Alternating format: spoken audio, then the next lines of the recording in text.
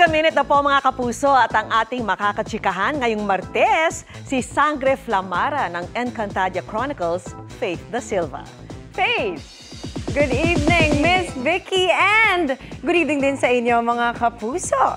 Ilang tulog na lang at mapapanood na ang bagong yugto sa buhay at pakikipagsapalaran ng karakter ni Ruru Madrid na si Lolong. Ito na po, ang mas intensa abangan sa paglipat niya sa syudad. Sa chika ni Tito Lar Santiago. May mga sugat at pasapa si Ruru Madrid bilang si Lolong nang humarap siya sa GMA Integrated News sa set ng Lolong, Bayani ng Bayan. Napapanood ngayon ang umaatikabong pakikipagbakbakan ni Lolong sa kanyang mga kalaban. So actually this week magiging madugo, grabe ang mga bakbakan, magiging madrama, iyakan.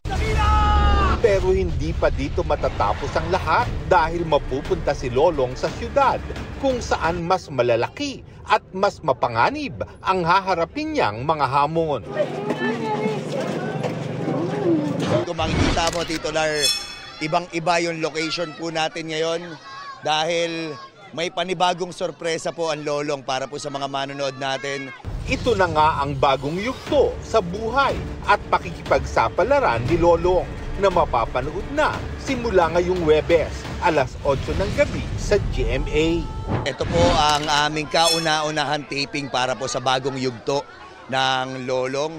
Ang totoo nga niyan, kahit po ang aming title, iibahin ho natin from Lolong Bayani ng Bayan, ngayon Lolong Pangil ng Maynila na siya.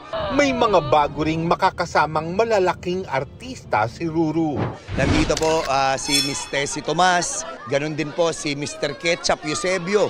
Makakasama rin po natin Mr. Wendell Ramos, Matt Lozano, Yasser, Mr. Ruel Santiago. Makakasama rin po natin.